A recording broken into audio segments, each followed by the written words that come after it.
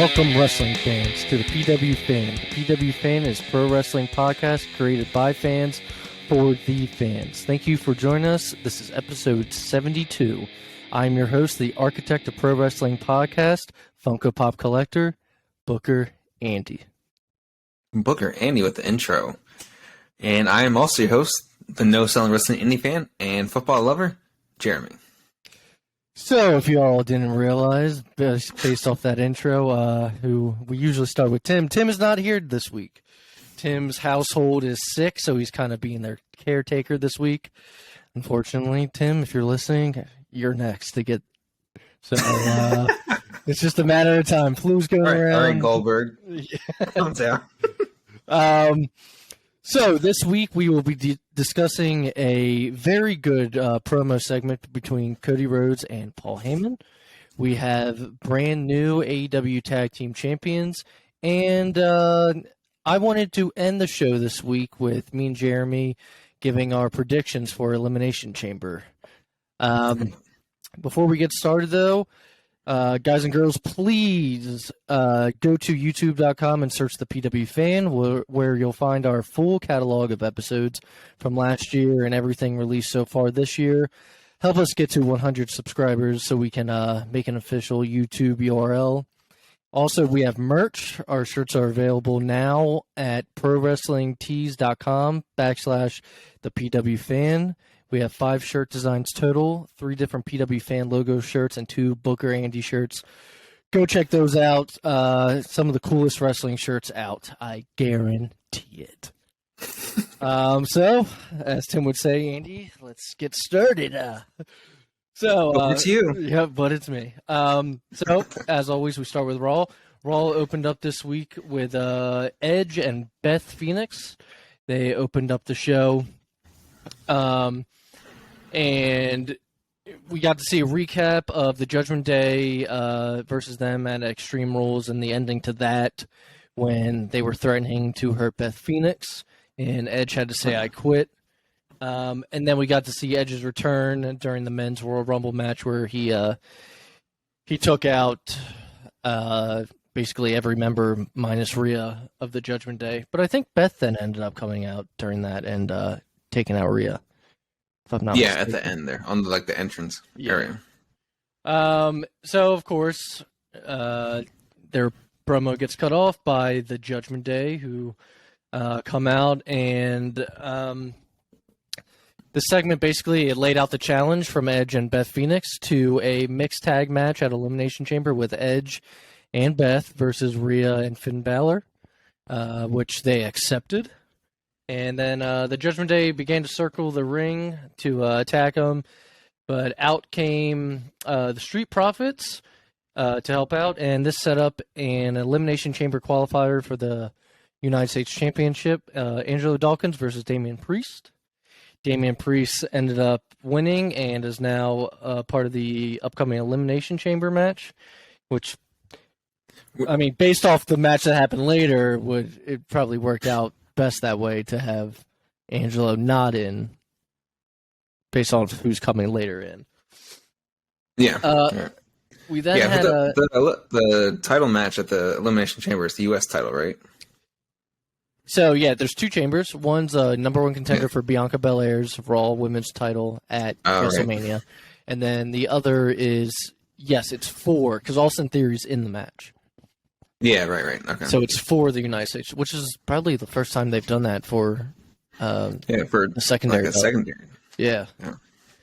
Then we had a Brock Lesnar segment, which I almost forgot about like a part of it, but he kept talking about how he can't sleep at night because he keeps thinking about Bobby Lashley, and he can't do this, he can't do that, and he was talking about sleeping with Sable, and then he's like, afterwards, I can't sleep at night because he keeps thinking about Bobby Lashley, not during his sex with Sable. Brock with a mic, you never know what you're gonna get. Correct. Yeah. This is wild. But the whole point of him coming out was he pulled out from his jacket. He had a contract for a match against Bobby Lashley at Elimination Chamber, and he wanted Bobby to sign it. Bobby Lashley comes out and Well, for one, he boops Brock on the nose. He boops him like he would a dog. I mean, most likely it's going to happen, but Bobby said he would talk to his people, basically, and get back to him. And Brock ended up grabbing him before he left the ring, F5'd him, and the crowd was chanting one more time. So I don't know if that was planned, but he ended up doing a second F5 to him. Didn't you? I thought this match was going to be, like, they save it at least for WrestleMania, because it seems like Elimination Chamber doesn't seem like a pay-per-view Brock would be on, unless it's a title match. I mean, this would be like the second time they've wrestled one-on-one? Yeah. Right? At least in so, a year. But I don't know. I mean, I'm over the feud, but... Yeah, it kind of, I don't know, it doesn't have that feeling anymore. I can't complain, though. I mean, AEW does feuds forever. Especially when Chris Jericho's involved. It goes on forever. Jericho and the BCC are like a never-ending feud for 2 years right now. Yeah. So I didn't mention the match that happened. It was Baron Corbin versus Johnny Gargano. Dexter Lumis. Johnny Gargano was out there. But Dexter Lumis ended up winning, and JBL's backstage with Baron Corbin, and I don't know if any of y'all saw headlines, but Triple H is just over Baron Corbin. This is like, okay, I was thinking about it. Like, how many gimmicks has he had that, like, just haven't worked? Okay, he was, like, the lone wolf. Yeah. That was, like, his original long-haired. Like, that was probably the best one, I think. Probably. Then it was the general manager, I believe. Awful. Then he came back, and he became King of the Ring. Yeah, also terrible. So that's 3. Then after King of the Ring, he won money, but he became he lost it all. Yeah. He lost all of it. He didn't win any money. His money he already had, lost it all. That's when he was like Sad Corbin, right? And then became Bum Corbin. Yeah, that's right. Or Pat McAfee, Bum Ass Corbin. Yeah, Then he got all of his money back and he became Happy Corbin. That's right. Because he won money in Vegas. So then he was Happy Corbin for a while. And then he ended up, that's when he was with Madcap Moss. And Madcap Moss, like, beat him. And he kind of didn't see Corbin for a while. And then Corbin comes back and he's like the future god of professional wrestling, right? So that's 6 gimmicks. 6. Yeah. And this one's with JBL. Would any of his final gimmick have done better if JBL wasn't the person? I don't know. JBL was the mouthpiece for him. Yeah, JBL definitely didn't help, I don't think. Like, it doesn't seem like he added much to it, other than his baggy pants. Yeah. I don't know what else he could do. I don't know. And also, Corbin seemed better on his own on the mic. Yeah, it's just, well, dude, oh, God, I almost forgot. Do you remember when he was feuding with Roman and making him eat dog food? Yeah. Dude, like, awful. That was some of the worst stuff. Yeah, horrible times right there. So I don't know. It seems like, I mean, I read Triple H is just like over it. Just like, what do you do? You give him so many gimmicks. I mean, if Vince was there, he'd probably still find a way. He's like, just a big guy. Yeah. You know? So Triple H is like, dude, I know you were in NXT with me, but I can't do anything. I tried with you. Yeah. That's why I'm saying, like, his lone wolf thing was probably the best. Like, he was, that was before he was completely bald. That's when when he won Money in the Bank and then lost the cash in. Yeah, yeah. And, like, he was actually, like, kind of intimidating, I guess, when he came out at first. He also won the Andre the Giant Battle Royal. Yeah. Like, on his, like, debut, basically. Yeah, main roster. So, yeah. I don't know what you do. I don't like any of his gimmicks. Everyone online was like, the Bum Corbin was the best Corbin. Like, yeah. Because you had funny stuff backstage, like Kevin Owens, and, like, was backstage doing some funny stuff with him. I don't know. That was funny. But I think the only thing good about him was his finisher, because I thought that was a pretty cool finisher. End of Days is a good finisher, yeah. Yeah. And no one That's about it. ever kicked out of it, except for eventually someone did. I don't remember. Yeah, and then everyone does now. It's probably Roman. I don't know. Yeah. But, yes. I mean, they had the guy, like, be Kurt Angle's last match. Oh, that's right. Yeah, it was WrestleMania. I mean, That was awful. See, even you're like, oh yeah, that's right. It's forgotten runs, man. Forgotten. Yeah. You had a match with 'cause Cena, everyone- and I think Cena basically was like, "This is not the guy." He's like, "You're not that guy, pal." Yeah. And then it wasn't long after that, like he like lost the Money in the Bank, like cash it. He immediately went down. So I don't know. I mean, yeah. There's not much more to it. It just is what it is. Some gimmicks, some guys just don't work out. Yeah, I don't have no idea what he would do if he got released from WWE. Like, I don't think anyone would take him though. Like, he's not like gonna go to AEW then all of a sudden. Yeah, he has to do something like Matt Cardona did and just like get the fuck over on your on the indies, or like Cody did. Something. But definitely don't grow that hair back out because his hairline's terrible. It was like it's like a rat tail now. So we had an Elimination Chamber qualifier for Bianca Belair's number one contendership for Bianca's title. It was Carmella versus Piper Niven versus Mia Yim versus Candice LeRae. Winner was Carmella, which I did not see coming. But it kind of seems like she's back to her like moonwalking NXT gimmick with Enzo and Cass, doesn't it? A little bit, at least the way she's dressing. It seemed, because that's like kind of the best version I think of Carmella. When I think that's what they were bagging on, like when she was bringing it back, like. Yeah, because I mean, it seemed like she could actually wrestle back then, even though I know she was. I don't think she can. I don't think she still can. I know, that's what I'm saying. I was like, I made it seem like it at least. Well, after that, we had another women's match, and it was Chelsea Green versus Asuka. I love what they're doing with Chelsea Green. Yeah, I told you guys that she was being brought in as like a Karen gimmick, and she's like, I want to talk to your HR, and she was on both shows this week. She was on Raw and SmackDown this week. Yeah. But this week she was to wrestle Asuka on Raw, and she kind of took it to Asuka in the beginning, caught Asuka off guard, and she was like actually doing some pretty decent wrestling, and then Asuka just fucking took it to her. I mean, well, first of all, a bunch of the girls from I don't know if they were all from the Elimination Chamber, but maybe it was just some of the girls backstage, but they were surrounding the ring, and like before the match, like Chelsea was talking shit to all of them, or it was like while Asuka was hurt or whatever. I believe it was the Elimination Chamber people. She was trying to like find a way to get into the match. I don't know, but Asuka ended up dominating. I love Asuka's. I think her gimmick was called Kana in Kana. That was like her name. And yeah, I was gonna say this is like the best version of Asuka. Like, I feel like Triple H is changing a lot of different versions right now of people, and I feel like Asuka. This one's clicking, man. I like it. She might have the coolest face paint out there right now. Yeah, people that wear face paint, besides like she comes in, classic kills Sting or whatever. Like, I mean, yeah. At least in WWE, she has like. I'm trying to think who else wears face paint, but I can't think of anyone. I really can't. Can you think of anyone that wears face paint now? Wears face paint? No. I mean, I was going to say Finn, but he doesn't do that demon anymore. No. Yeah, so there's no one. She's the only one in WWE. At least on the main roster. I'm trying to think of people in NXT, but I have no idea next. So Asuka won that match. Let's talk about this Cody Rhodes and Paul Heyman segment. This was great. You know why it was great, Jeremy? Because it was real. Cody cried again?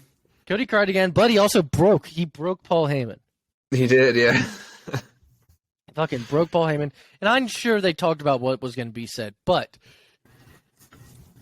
what they talked about, what things that actually happened. You can find footage of Dusty going back to ECW and having that match they were talking about. And you can find Cody talking to, I forget, what's the guy's name that he mentioned in the promo? Steve. You can find a video of that guy, Steve, from when Cody was on ROH or on the Independence, right?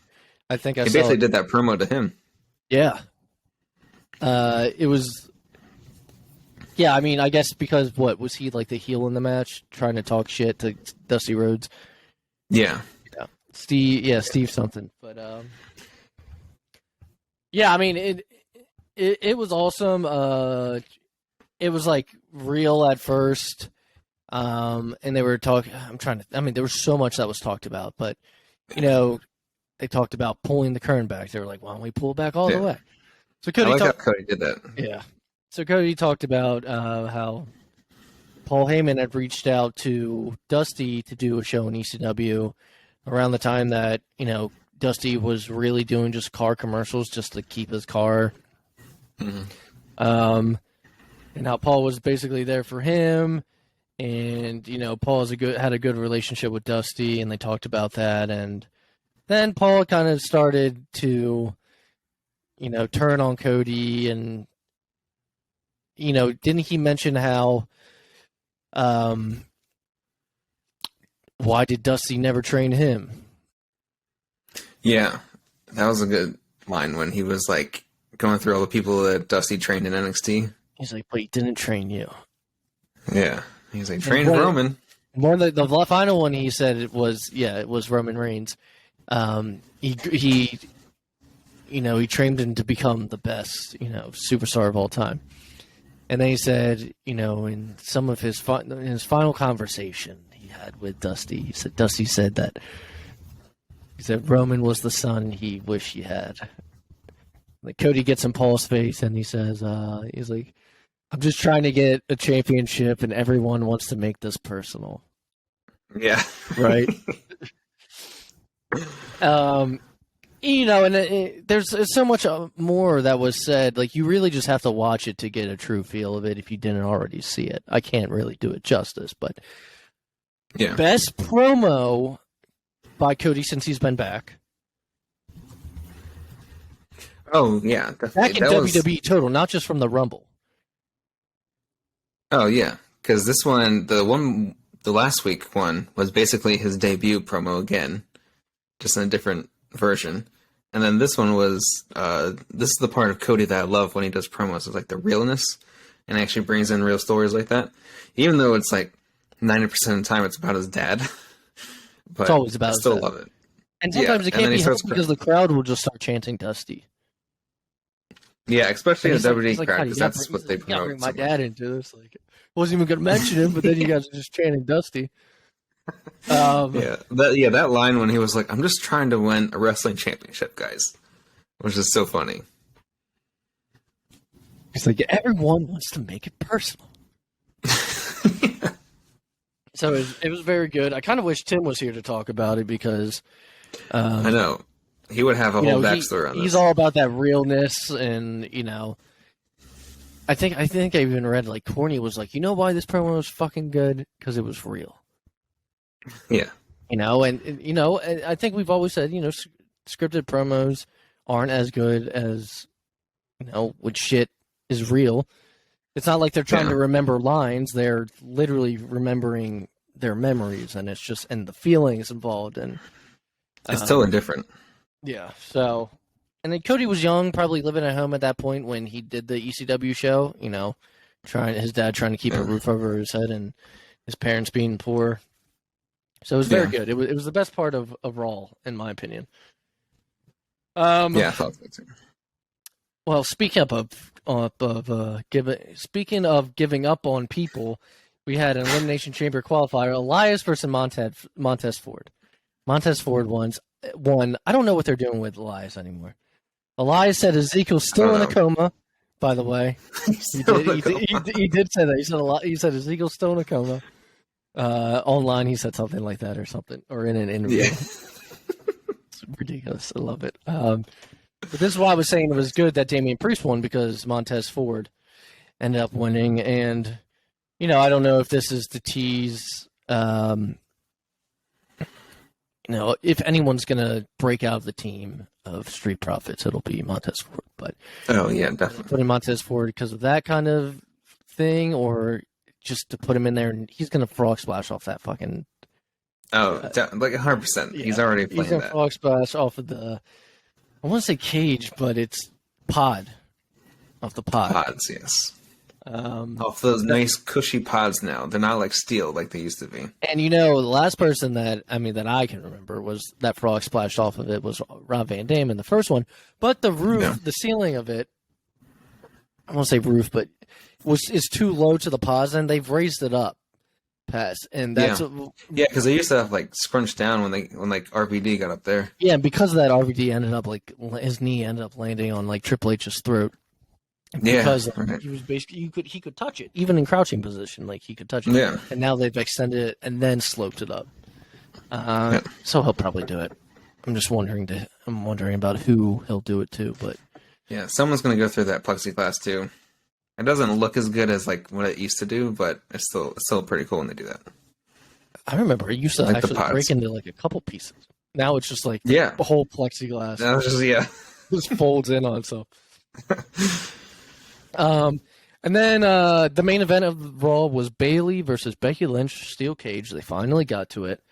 And it makes me wonder, though, if they had done it before, would the ending still be the same?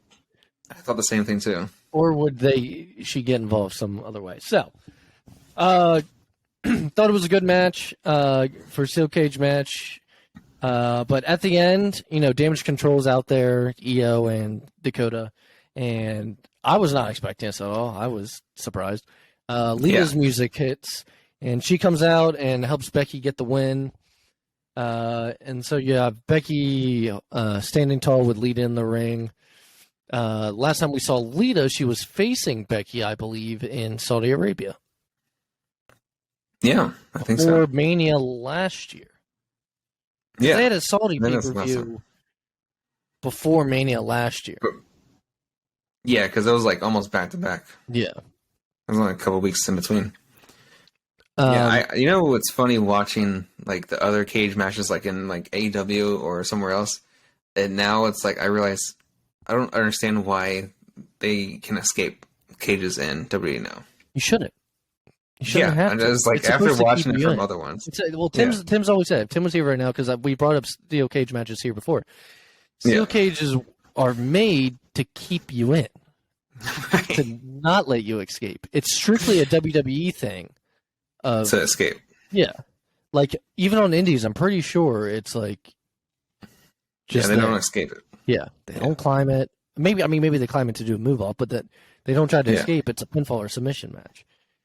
Yeah, which is funny because like I grew up watching WWE and I was just like, that's the first cage match I saw, which was like someone escaping. Mm-hmm. And now like watching the other promotions and everyone else, I'm like, that makes so much more sense. Like, why would you escape it? Yeah, I mean, you might as well have, fucking Hell in a Cell or whatever. I mean, that's more of like get out of the ring, give you some, extra room. Yeah.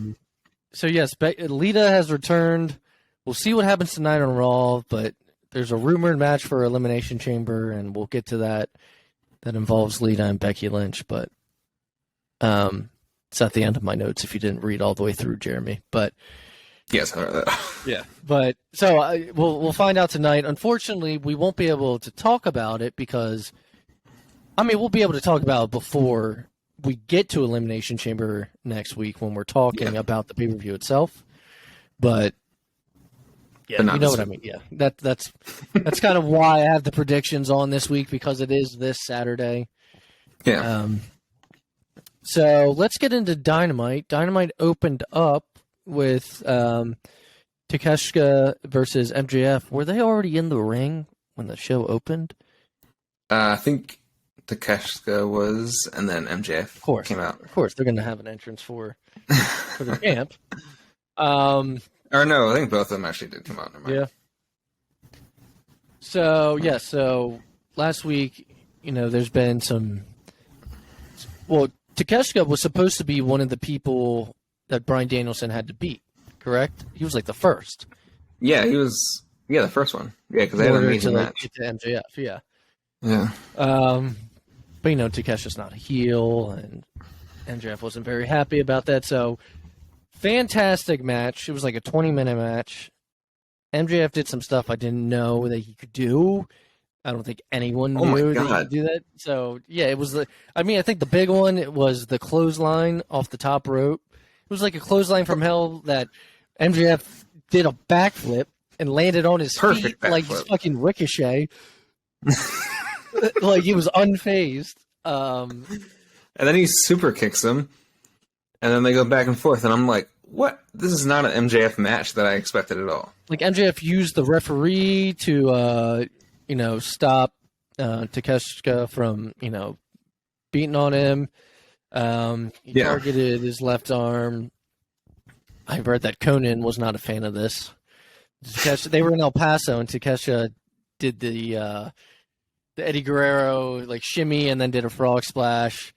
And Yeah. Conan was not a fan. Apparently on his podcast, he said, "You're not Mexican. You shouldn't be doing it." It's like, fuck. I don't know about that. He's a good guy. He was trying to do something like, Yeah, he's a fan of Eddie. The crowd popped. They weren't, mad about it. There's no way that, like, you ever see like Takesha's like Twitter or anything like that? Like, he is like the nicest person ever. There's no way good intentions. He is like, yeah. El Paso was Eddie Guerrero's hometown. Like, yeah. Yeah, so we talked about that backflip, that MJF. I don't remember how he beat him. Did he beat him with an armbar? Because he was working that left arm, but yeah, he eventually did that. He did, okay. So yeah, very good match. MJF came out on top. It was supposed to be, I guess, like more like a payback kind of thing for not getting the job done. Bryan Danielson, but afterwards, MJF goes to attack Takesha. He has the ring, I believe, and starts trying to bust him open. And Bryan Danielson He does bust him open too. He does, yeah. Bryan Danielson comes out for the save, and MJF runs away. We had a weird, it wasn't good, backstage segment with Saraya and Tony. Oh, I thought you were going to go to the MJF one. I was like, oh, I thought that was pretty good. I think that was after this. I might have gotten the order mixed up. Because I don't think it was immediately after. You're right. But Saraya and Tony Storm, like, this girl, Leva Bates, maybe she's on Dark. I can't remember. Oh, is that the librarian? Yeah. Okay. I don't know if she still does anymore, but that's how I know her. Yeah. Yeah, with oh God, what the fuck I forget the guy's name too. Pretty Peter, something Peter. Peter Avalon. Peter Avalon. Pretty Peter Avalon. Yeah. Yeah, that was like they were on like the first Dynamite ever, I remember. Yeah, they were like one of the first people signed, I think, like in that group. And they don't do anything. They don't do anything with that group. So yeah, Saraya and Tony Storm, they attack her, and they were calling them losers and spray paint an L on the front and back. They did this last week, though. Did they? No, I don't think so. They did something like this. I thought they attacked Britt Baker backstage or something, but they attacked someone else and then spray painted them again. And I was outside the ring, though, wasn't it? I think it was on Rampage. And we didn't talk about Rampage last week. Well, we're not talking about Rampage this week, guys. Yeah, fucking nothing. It's 1 hour of nothing.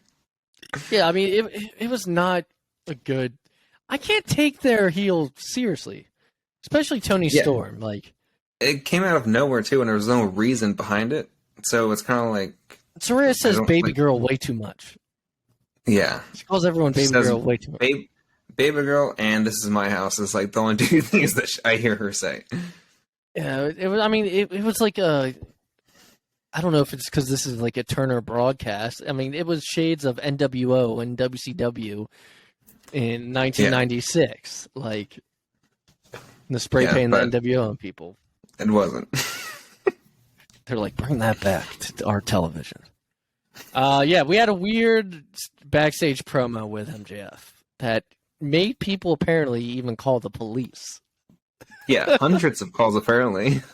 MJF, basically, I mean, the meat of the story of the promo was that. I mean, his point was that he'll do anything to to survive, to save himself. She's basically saying he was driving his blue Camaro, and you can find a picture out there of a young MJF with his blue Camaro. He posted it. And his girlfriend, Liv, as he called her. He called her Liv. People thought it was Liv Morgan. It was not Liv Morgan. Liv Morgan met MJF for the first time ever at that party and that also, they had. How he described what happened, I'm like, that would not be her. Yeah, so he literally did the hand motion of getting Road Dome. I don't know what's better to say online. That's fine. Just say that. doing a little. As MJF did the whole hand motion with the tongue in the cheek, and Yeah. you said, did you say he had some to drink too? He was coming home from like a homecoming, or he was going to somewhere. Yeah, and then he said, "Let's go for a drive." And he crashed the car. And when he woke up, he saw the girl was knocked out, and he switched seats with her like a gentleman. Yeah, as he heard the sirens coming, and he didn't get in trouble. And that's apparently what made people call the police. It's like, yo, it's a wrestling. Like, I felt like all you are that guy that's like, it's still real to me, damn it. Like, yeah, they're sitting at home. They're like, wait a minute. Maybe he did crash his Camaro, but did he actually switch? I mean, I don't know. Also, it was so long ago. If it was true, there's no evidence. Yeah, it's long gone. So, it crashed me up when I saw it. And MJF, like, I think tweeted about that too. And he said, like, he called people like fucking idiots or something like that. Yeah, it was just they like, are. Everyone that called is. If you listen to this and you're one of the callers. Well, hopefully it wasn't a kid. All right, let's not do that. I mean, I can totally see kids doing it, like calling the police. Yeah, I can see kids doing that. They're like, probably because they did something wrong. They're like, I hate MJF. I'm gonna get him in trouble. Yeah. Then we had the okay, so last week, we talked about the Garcia Guevara gauntlet, right? Gauntlet match that made no sense. We talked about the rules, though, right? Yeah. So this week they had it. Yeah. And Ricky Starks versus the Jericho Appreciation Society, Garcia Guevara gauntlet. Starks defeated Parker and Menard, and then he had to face Garcia, so no Guevara. And during the match, a guy in a mask comes out and hits Starks with a Judas effect, and Garcia gets the win. Jericho. And the guy takes the mask off, and it's Jericho. Jericho's done this countless times. He's done it with, I believe, Bandito's mask, or not Bandito. One of the guy that has, forget his name, but he's on the roster. He's been there a while. It's kind of a pointed. Oh. You know what I'm talking about? I forget his name. I forget his name too. He's on Dark a lot. Yeah, he's never on main television. But he did it with Fuego's match, I think, maybe? Mask? Yeah. He did with Penta's mask at a pay-per-view.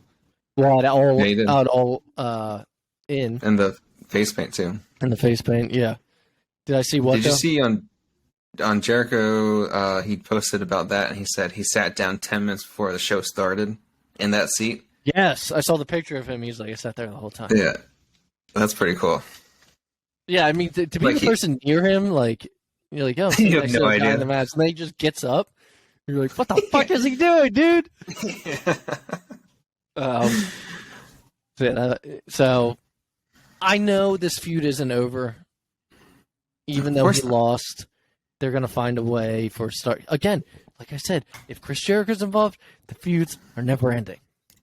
At least 6 months. Yeah. That's what it has to go. I mean, there's time in between pay-per-views when it comes to AEW. They'll milk that sucker till the next. Till Revolution. But it's kind of like if they like. This is why I like their big roster, but they don't use it this way. Like if you have this much time between, like use other people in between if you don't need to have them on every single Wednesday, because then it's like, oh, maybe you don't have Jericho or Starks every single Wednesday. Then it makes it fresher. But they don't. They should. They should give everyone a little bit of time and then let the fans find out who they like, week to week. Yeah. But I mean, if you force people on every single week, like I feel like in WWE as we're watching, like I see a lot of the same people, but I also see people they've been doing a lot of like four ways and tournaments and stuff lately. Yeah. But you still see them. I don't watch main event. I know AJ's hurt and the OC has been wrestling on there, but I feel like the OC will be tied with a storyline that AJ's in, and if AJ's not there, at least right now, they're like they fall down. Yeah, their leader's gone. It's like okay, yeah. Look, I love the Impractical Jokers, but this segment was fucking. This is never good when any company does anything like this. This was bad, and I'll mention it culminated to Rampage, but I'll talk about both things, this and what happened on Rampage with them, because that part was the worst part. Yeah. All right, I love the Impractical Jokers. All right, I've watched, I think, every episode. I have it Their recorded. show's funny. I have it recorded week after week. I listened to Sal Volcano's podcast, Taste Buds, and Hey Babe with Chris DiStefano. Sal wasn't there though; it was just Q and Murr. But so last season, Chris Jericho, I believe he was the first guest of the season. If not, he was like in the first 3. He was the guest because Joe Gatto's not there anymore, so every episode has a new celebrity guest. Yeah. And Jericho was one of them.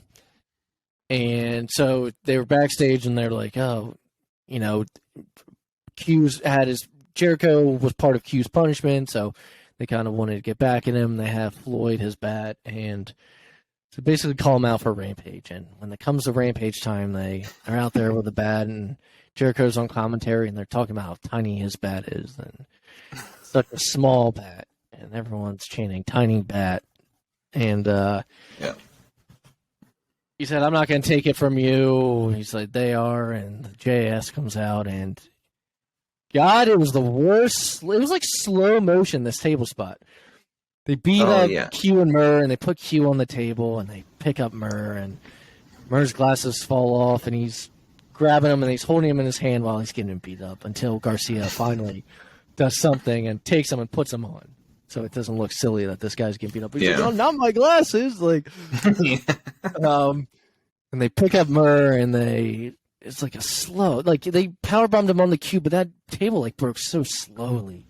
You know, it wasn't like because they didn't like throw. It wasn't like a throw. It was kind of like I'm gonna lay you down. It's like the air deflating out of a balloon. Yeah. Because if I was ever on like one of those spots and I'm the celebrity on there, I'm like, just throw me through it because I want to, like, if you're gonna do it, then let's do it. And I get why they do it. I mean, their shows on TBS. Not to mention Sal, Murr, and Q, and maybe even Joe are all wrestling fans. I've seen them front row when they're in like certain New York shows and WWE. Oh yeah, I've seen that too. Front row in AEW. I mean, they are actual fans. It's not. I mean, so you could kind of tell backstage in the backstage segment that Murr was kind of like cheesing, like he was kind of like because if someone came up to him, I forget who did, but you could tell he was like he was excited about it. Yeah, he was excited to be there. So that was just bad. Love Impractical Jokers, but this was not good. Yeah. No more powerbombs. So Bryan Danielson had to go through yet another one of MJF's opponents to get to him for this. It's an Iron Man match, right? Yeah, 1 hour Iron Man match. When's it going to happen? Is it Revolution? It's Revolution. It's not too far away. I think it's about 3 weeks because it's in March. March 5th, Sunday. Yeah. So what? 3 weeks? 4 weeks? 3 weeks? 4 weeks. 4 weeks? 4 weeks. It's February 13th right now. 4 weeks. 1, 2. 3 weeks. All right. February's a short month. So Bryan Danielson versus Roosh. What you think of this match? Bryan Danielson got bloody. And Bryan Danielson ended up winning because, of course, he has to. I thought it was a good match. MJF came out and attacked. It was a very good match, actually. Really good. MJF, I believe, was on commentary. Yeah, he was. Right? Yeah, because I'm reading here. He offered Tony Schiavone some money to leave the business. That's right. And Tony said, "I'll take Venmo." The Schiavone is funny when people start hating on him. He's pretty good at comebacks. Yeah, it's like he's like quick with it too. Yeah. This match though, I wasn't really expecting a lot because I don't think we've seen a lot of Roosh like at least this type of match for him. No, I mean he's kind of like we're seeing it more and more ever since Andrade has like not been around. Yeah, I kind of like him actually better now. No, he's good. I mean, and he can talk like just as well as Andrade. I feel like he didn't talk that much when Andrade was around, so like you really didn't know. Yeah. Did you see also AEW like during I guess the break parts? They would have send Roosh out because it was a mainly Spanish speaking audience in El Paso. and he would be the one to hype them up and get them going. And they apparently AEW sees him as the next big like Latino superstar. Yeah. Did I can't remember. What was the crowd's reaction to Roosh compared to Danielson? Were they hyped from Roosh, or did they boo him like a heel? I mean, I think they cheered him, but they were definitely on Danielson's side. Like they were doing the C when Danielson kept chopping and kicking them instead of yes. So MJF attacked Danielson afterwards with the Dynamite ring, and so MJF does arm bars now. Yeah, I guess that's his thing. They needed security to break it up, but I mean, he did an armbar to Takeshita, and he did an armbar to Danielson. Yeah. Was he trying to show that he can do what Danielson like? Yeah, I mean, I guess it's kind of like his finisher because it's the Salt of the Earth thing where he just bends the arm back. But I guess now he just works on the arm the entire match. Is his thing. Well, let's talk about this main event. There's got to be a long-term plan for this because I hope so. Everyone was shocked. All right, so we had the Guns, Austin Colton Gunn versus the Acclaimed for the AEW Tag Team titles. During the match, a couple things. Colton ended up hitting Billy Gunn with the title in the head.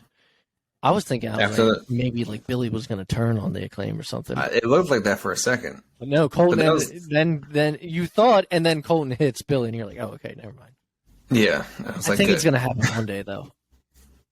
Yeah, I feel like at some point it's going to turn back. If you were going to take the titles off, that should have been the way to do it. Is because Billy Gunn. Yeah. Turn on him. Then it's like, not because of how they did it. No. The ref in this match took a bump like he's a wrestler. That was an amazing bump.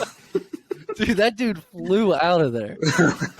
Usually you just see him like fall like crappily and like grab their head and just like lay there dead. This dude went over the second rope, like hit the apron and then like flew out. That was amazing. But I was trying to remember when I was writing my notes. So they won though by Anthony Bones had his head out of the ropes and got hit with the title as well. Yeah, so the ref made it back in, but he was facing the other way. And then and then they hit Anthony Bones was pinning. Right? Yeah, he was pinning one of the Gun guys, and then he kicked out, and then he went to the outside, like stuck his head out. He got hit with the title, and then they rolled him up. Yeah, and man, I mean, I was shocked. The crowd was shocked. Jeremy was probably shocked. They zoomed in on this one guy, and he just mouthed the words like, "What the fuck?" Yeah, he basically said it for us all. So they're the most over tag team in AEW. Oh yeah, there's got to be a good reason why they did this, unless like they have another match together, and that's when Billy Gunn turns. But I still say if Billy Gunn's going to turn, they should have. It should have been this. Like, one. Is this a way for the feud to keep going until Billy turns? Like, I don't know. Yeah, it still doesn't make any sense that he would turn next time. I guess unless he's like, oh, they don't have the titles anymore. But I don't know. That still doesn't make as good. I don't think it's over, but we're just gonna have to wait. But man, I was shocked. I was shocked when they beat FTR. But then when they beat the Acclaimed for the titles, I thought it was gonna be one of those things where like another ref comes out and like, hey, no, they use the titles or whatever, and they have to restart the match, and then the show just ended, and I was like, what? Like, this is real. So that wraps up Dynamite. Like I said, I'm not going to talk about Rampage. I felt like there was nothing worth talking about. Jeremy, would you agree? Yeah, I mean, other than exactly the Briscoe brother on there. Yeah. Well, because they set up something with Mark for this coming week. Yeah, on Dynamite, he has a match now. Against an old rival of his, Josh Woods. Yeah. That was basically it, though. Yeah. And I believe we're going to hear from Adam Cole this week in an interview with Renee. Yeah. So that'll be good. But let's jump into SmackDown. Paul Heyman opened up the show. He told the crowd, Sami Zayn's not here tonight. Did anyone really believe that, though?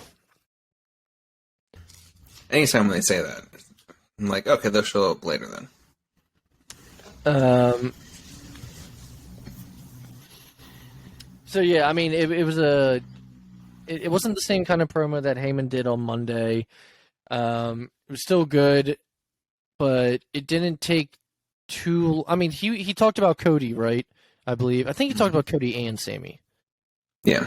But from behind, Sami Zayn comes in the ring again in a hoodie, and Paul Heyman turns around and is shocked.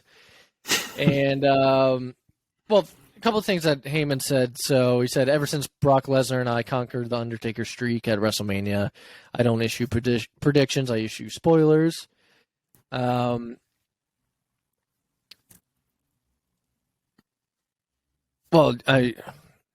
reading a couple of things. Some of them are from his stuff from Cody, saying that he didn't know the American dream, raised an idiot. He said, it's the reason for our existence. It's why we're here in WWE. It's the tribe of which Roman Reigns is the chief. Without the titles, there's no island of relevancy. I guess this is how they're going to extend the feud. It's just have Paul Heyman talking. I'm not mad at it. I know, yeah. He's really good at it, but it's just funny because I'm like, they're not going to have Sami or Roman or Cody, I guess, go face to face yet. Yeah, in my head, I keep being like, is it going to be a triple threat at Mania with Sami, Cody? Yeah, and then Sami would win. Poor Cody. I don't want to think about it. Yeah. But Paul seemed like he was scared, and Sami was like, if I wanted to hurt you, I would have already done it. Yeah. But Sami says things like, what everyone else in the bloodline knows, Paul. Roman Reigns' days as the undisputed WWE Universal Champion are numbered. You think Jimmy sides with his abusive cousin, or do you think he sides with his twin brother, whom he shared the womb with?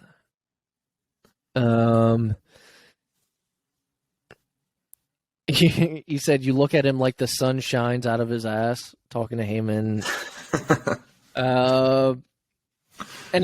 So you wanted to let Paul know, you said eight nights from tonight at the Elimination Chamber. That is how many nights Roman Reigns has left.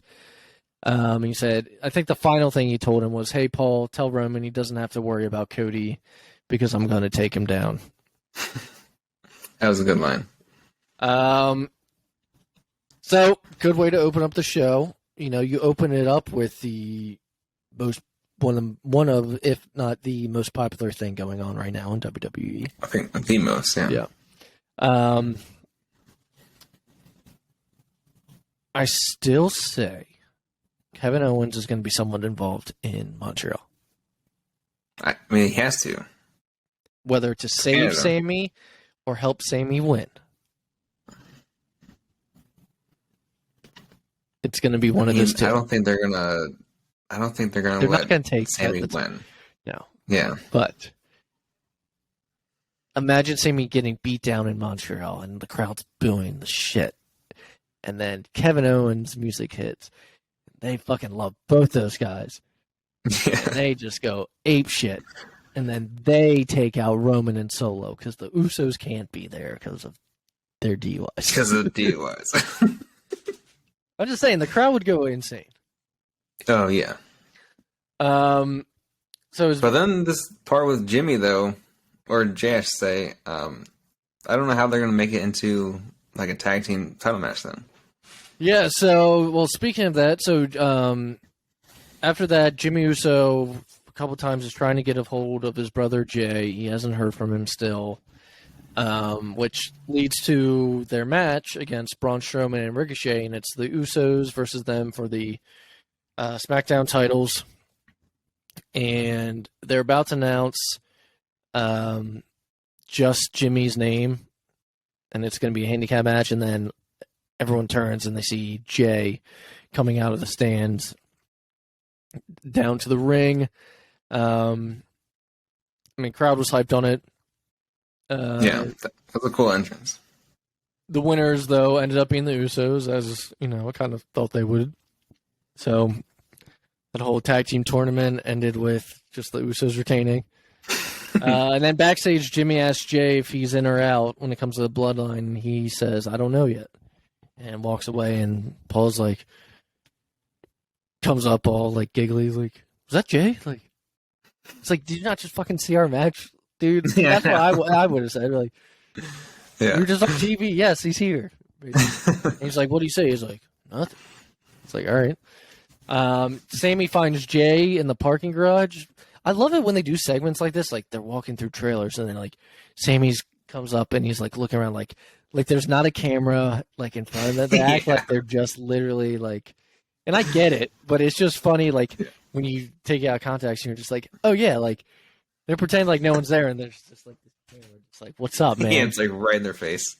So they're backstage. It reminds me of like the was it the Bring the Pain game? Here Comes the Pain video game. Here Comes the Pain, yeah. When like you could just walk around backstage, yeah, and you could find people like that. Yeah, so that's what I think of every time when I see one of those. I think that was the first time they like really like you could really do it, like in the story mode, Yeah, that you could like really do something like that. Yeah. It might have been Shut Your Mouth is actually when they started doing it, which is right before Here Comes the Pain, but it's neither here nor there. Both great games. Fucking those really got me into. I mean, I played like Know Your Role and Just Bring It, but like I really started getting into it with like Shut Your Mouth, but especially Here Comes the Pain, which had Brock on the Here Comes the Pain. I think I played like for a straight year. First game with the Elimination Chamber, which was so fun to play. Yeah. All right, we're going off the rails. So Sammy finds Jay in the parking garage, and he says Jay secretly, he knows Jay secretly wants to see Roman get taken down.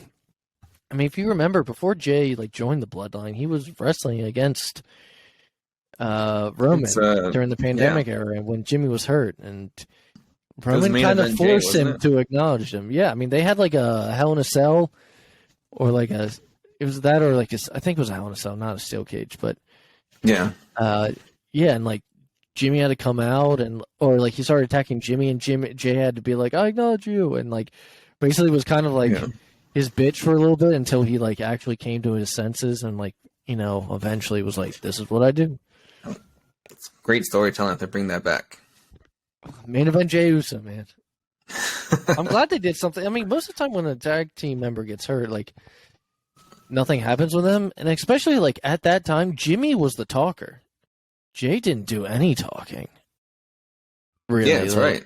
Yeah, and then like the script completely changed, and everyone started to really like see that like Jay can go on his own. He was like literally the main event. Jey Uso was doing main events all the time against Edge, against Daniel Bryan, and, like when they were feuding with him against Kevin Owens. That was crazy.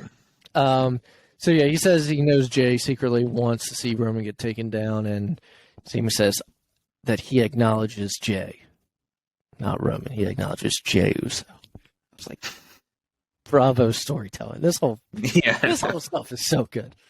We had LA Knight backstage saying he's done with Bray Wyatt and he's looking towards the future. Good. I really hope he is, because LA Knight is great. He's great, man. He's great. You know what's funny is that like we were worried about like, oh well, someone's gonna have to lose, and it's like their first like main event match in a while, or at least for LA Knight. I don't think LA Knight looked, or it made him look bad. I think that match made Bray Wyatt in my eyes look bad. Yeah, it did the opposite. I don't think it hurt LA Knight at all. I want to see LA Knight be on WrestleMania, like. Yeah. I have no idea what Bray Wyatt's doing now because he wasn't on the show, right? No. Yeah, so apparently there was some video of him and LA Knight once the cameras went off out in the ring. I didn't watch it. Why would they need to continue that feud? It's like Bray Wyatt beat him clean. Yeah, and then Uncle Howdy jumped on him, and the fire came out, and what more? Jumped on him. Elbow dropped him. Completely missed them. We had a Intercontinental Championship #1 contenders match. I was surprised by this winner, but it was Karrion Kross versus Madcap Moss versus Santos Escobar versus Rey Mysterio. The winner is Madcap Moss. Are they still calling him Madcap? I think so, right? Well, before it was Madcap, it was Riddick Moss was his name for the little bit he was in NXT, and then he came up. And then when he was with Corbin, he became Madcap, and I figured maybe they would change it once he's not with Corbin anymore. But I mean, that one's not a horrible name. That one's all right. Well, they're really doing this whole thing with his real life girlfriend Emma. He was wearing gear that matches her gear. Yeah. But Madcap ended up winning, so he's gonna face Gunther. I don't think he's gonna win. Definitely not gonna win. But yeah. And also, speaking of, Karrion Kross, I feel like does nothing now. Like he doesn't fit into anything. Dude, he lost to Rey Mysterio, and then it. I don't know. The thing is, like about him, he looks the part. Doesn't he? Yeah, and the entrance is the cool. entrance Everything is great. He looks the part. The wrestling so boring. Yeah, I think maybe that's part of the problem, or maybe it's the gimmick. Oh, look who's here! As we're watching Raw, I'm gonna have to watch after we get off. Did he come out to his? Oh, he just walked out. I like how they're saving his. And we're talking about Sami Zayn. Yeah, I was gonna say. No, we're talking about Sami Zayn. We're watching Raw as it's on right now. I like how they're not playing his theme song yet, because it's going to be a huge pop when it comes out. Well, that was my next question to you. Is do you think they're going to play that? Is it the one that's they have to. Like his NXT song? I forget what. Because everyone's going to sing it, and it's going to like blow the roof off. Like for him, because I don't remember what his song was when he was doing like the conspiracy guy and faced Knoxville. Oh, I'm like, did he have an entrance? He did, but I just don't remember when he was dressed like fucking. Who's the leader of Cuba? Who's the leader of Cuba? Fidel Castro. Yeah, Castro. He was wearing the green jacket and the green like Castro hat. That's how I looked at it. It was the Castro gimmick. Yeah, it's the Castro gimmick. I don't even know who's coming out right now. I don't. God. Oh, okay. I have it muted. If I just had the song, I would know. But this is interesting. Okay, I really want to watch this. Yeah. Now I can't watch it now. Yeah. I get distracted. I got this recorded, so I'm going to go back and. But interesting stuff, guys. If you're listening for this Monday's Raw. So the show ended with, I believe. Well, maybe it didn't end this way. No. Yeah, the main event was a Fatal 4-Way, but it went off the air with this segment of Heyman and Jimmy backstage. So Heyman and Jimmy Uso are backstage, and he tells Heyman Roman wants the Usos to stay home next week because, quote unquote, sometimes you see things on TV that you don't see live. All right, so like there's two. Sammy talking to Jay. I think so, but. Is it also an excuse because they can't get into Canada? That's more of the reason. So that's how I kind of saw it. But yeah, I mean that's a good like reason to come up with for why I can't make it. So let's finish off, like I said, so that wraps up SmackDown. I wanted to finish off with Elimination Chamber predictions. So I'm going to go from bottom of the card up, basically. Yeah. So I'll start with the rumored match, which might be confirmed tonight on Monday Night Raw, but I hope it is. A 6-woman tag match, Trish Stratus, Lita, and Becky versus Damage Control. It wouldn't make sense when there's 3 members of Damage Control unless Dakota Kai stays injured with the crutches. Yeah. Then it could be 2-on-2. But yeah. Trish is from Canada. Yeah. I was going to say, either way, I don't see Damage Control winning. Or they book it as a 2-on-2, and then they surprise everyone with Trish coming out and becomes a 3-on-3. Yeah, I mean, I would have said, because if this was Vince booking it, I would say Damage Control's winning because he hates people winning in their hometowns. And that I don't never understood that reasoning. Well, same as they definitely wouldn't win. Yeah. But I'm going to say Becky Lynch and Lita and Trish Stratus. I'm going to agree with you. Singles match, Brock Lesnar versus Bobby Lashley. I mean, this one's actually kind of hard because I'm like... Doesn't Bobby have a win over Brock? Does he? I mean, I was going to say Brock either way, but it's almost like he doesn't need this win. No, Brock is such an attraction. You're right. Like, he doesn't. Yeah. I mean, I still think he's going to win. Push forward. Yeah, I'd say Brock wins this one, and I wouldn't be surprised if they do a final one at. Yeah, amazing. Yeah. All right, mixed tag team match: Edge and Beth versus Finn and Rhea, 2 Canadians. I say Finn and Rhea are going to win, though. Really? Rhea needs the momentum, do you think, going forward to Mania? Yeah.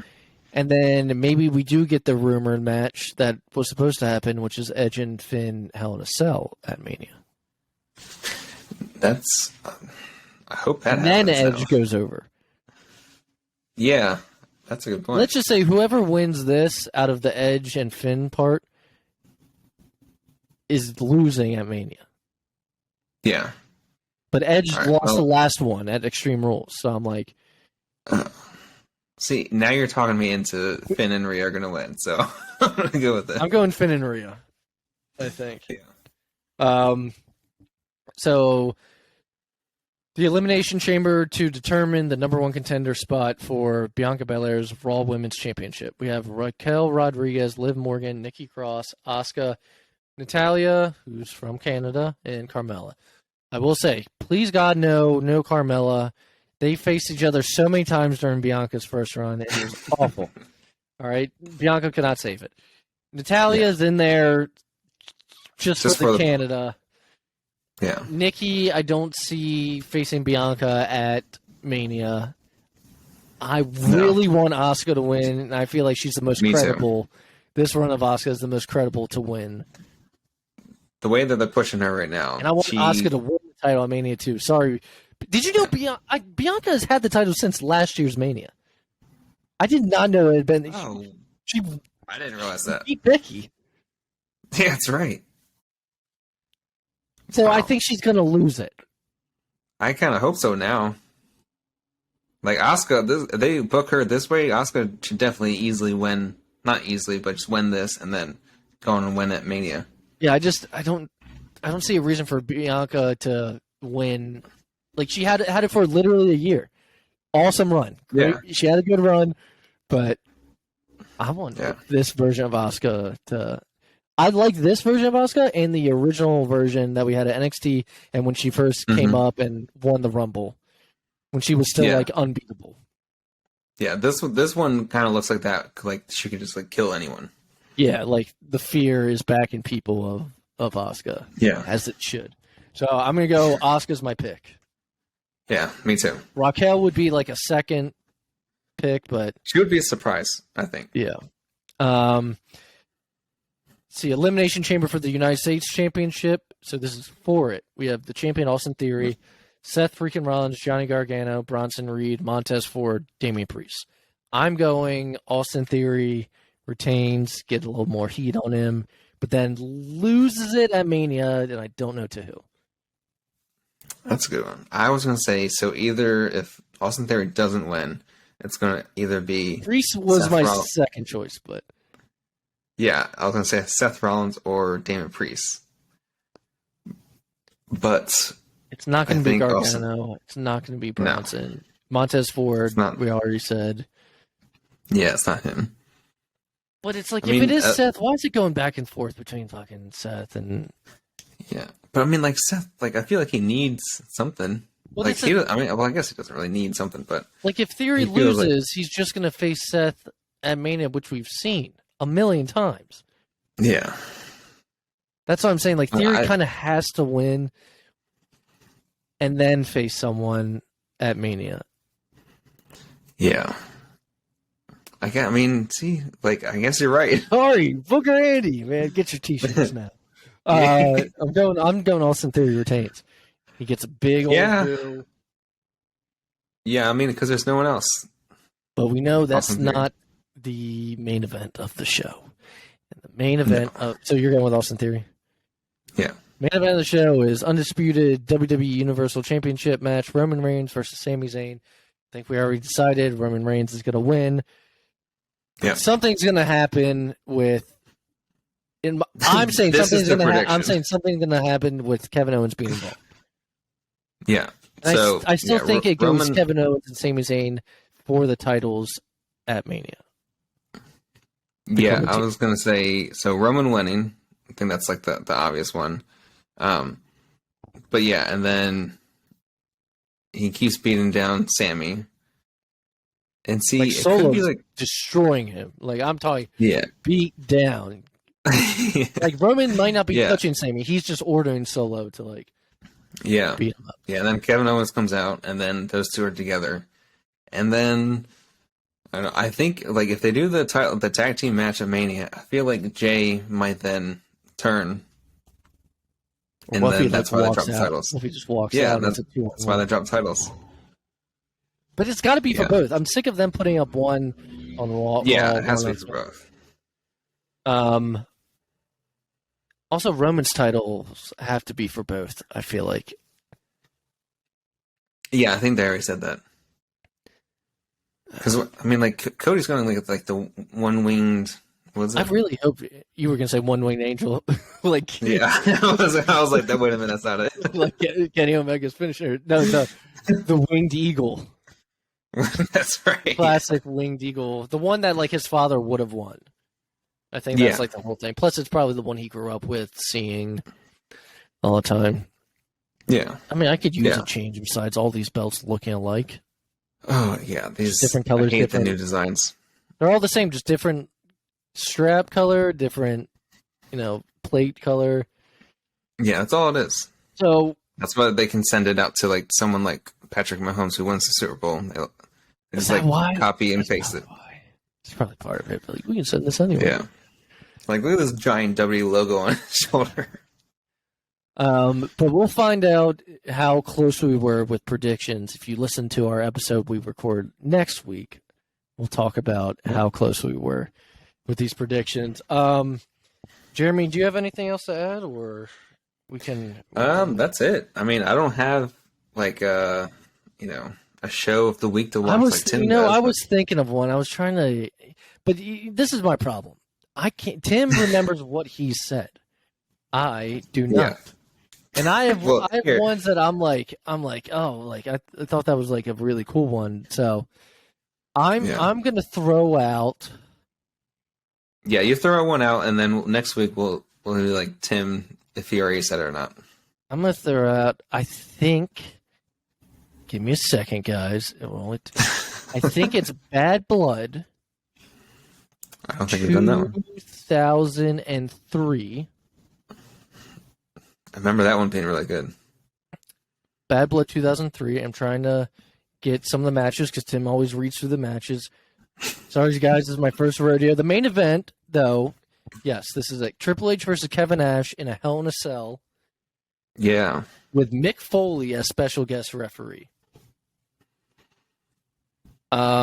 Before that, you have Stone Cold versus Eric Bischoff in a redneck triathlon. This is when they're both, they're both running Raw. Yeah. Ric Flair versus Shawn Michaels. This is way before when Shawn Michaels ends his career at Mania. Goldberg versus Chris Jericho. Booker T versus Christian. La Resistance versus Kane and Rob Van Dam, just to name a few. Scott Steiner's on there. Dudley Boys are on the card. So I remember I really liked the main event, Triple H versus Kevin Nash. I thought the storyline was really cool back when they had really cool like video packages. I remember I love those packages. The one for this was pretty cool. So I know Tim has not done any Bad Bloods, I want to say. So go watch that. I don't remember those. I would say go watch that show, guys. And if I'm wrong, then Tim will let me know. Well, then Tim will let us know next week. But find us on all social media by looking up at the PW Fan, where we kindly ask you to like, subscribe, leave a review. All those things help us out so much. Thank you so much for joining us. We can't wait to be back next week. I'm sure Tim will be back with us. And we'll be back to talk all things pro wrestling with you, the fan. So, bye-bye.